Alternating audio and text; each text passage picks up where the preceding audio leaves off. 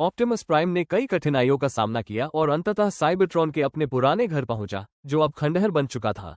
Hall में creator क्विंटेसा उसका इंतजार कर रही थी।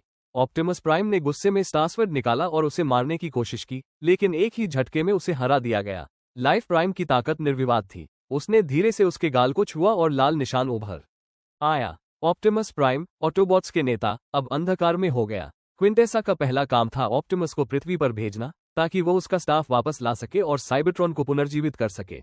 इस समय पृथ्वी भी अराजक हो चुकी थी। मानवों ने ट्रांसफॉर्मर्स को खत्म करने के लिए एक विशेष प्रतिक्रिया बल बनाया।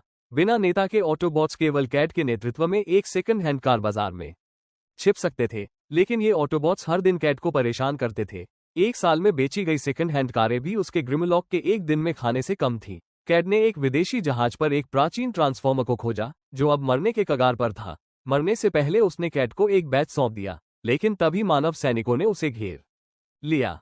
संकट के समय बम्बलबी ने समय पर आकर मदद की, लेकिन एक पल में ही उसे गोलियों से टुकड़े टुकड़े कर दिया गया। जब सभी लोग दबाव में थे, साइबरट्रॉन 55 ने अचानक अलग अलग दिशाओं में कार्रवाई शुरू की। उसकी आर्म पर लगे हीट ड्रैगन कैनन ने सामने के सैनिकों को बिखेर दिया। फिर बिखरे हुए शरीर तेजी से इकट्ठा होकर पुनर्गठित हो गए। जब दोनों पक्षों में तनाव बढ़ गया, कैट ने आगे बढ़कर सेना के प्रति सद्भावना व्यक्त की, जिससे लड़ाई रुक गई। लेकिन जब वे जाने की तैयारी कर रहे थे, एक छिपे हुए स्नाइपर ने बम्बलबी पर एक ट्रैकर फायर किया। ये दृश्य पास में छिपे बैरिकेड ने देखा और उसने तुरंत ये खबर पुनर्जीवित मेगाट्रॉन को दी, जो क्रिएटर के आदेश पर स्टाफ को वापस लाने आया था। इस यात्रा को सुनिश्चित करने के लिए उसने अपने हाथ में बंधक का उपयोग करके मानवों के साथ सौदा किया और पकड़े गए सभी डेसेप्टिकॉन सैनिकों को रिहा कर दिया। रणनीतिकार मोहॉक, लुटेरा हैकर, योद्धा ड्रेडबॉट और कमांडर ब्लिट्सविंग को मेगाट्रॉन के नेतृत्व में ऑटोबॉट्स का पीछा करने के लिए भेजा गया। कैट ने तुरंत छोटे शहर में घात लगाने का फैसला किया। सतर्क ड्रिफ्ट ने जल्दी ही बम्बलबी पर ट्रैकर को खोज लिया, जिससे साइबरट्रॉन 5K को एक बार फिर से टीम के साथियों की डांट सुननी पड़ी। लेकिन जल्द ही डेसेप्टिकॉन सेना ने शहर के केंद्र में हमला कर दिया।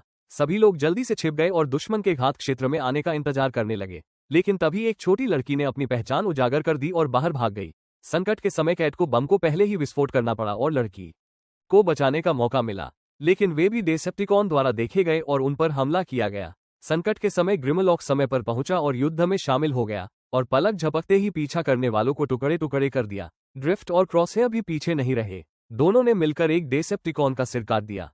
डेसेप्टिकॉन को लगातार हार का सामना करना पड़ा। जब ये स्पष्ट हो गया कि स्थिति नियंत्रण में है, मेगाट्रॉन ने तुरंत बचे हुए सैनिकों को पीछे हटने का आदेश दिया। लेकिन इससे पहले कि सभी खुश हो पाते, एक छोटा ट्रांसफॉर्मर कैट के सामने आ गया। उसकी तलाशी लेने के बाद उसने कैट के हाथ में बैज पाया। वो बैज का संरक्षक एल्डर था।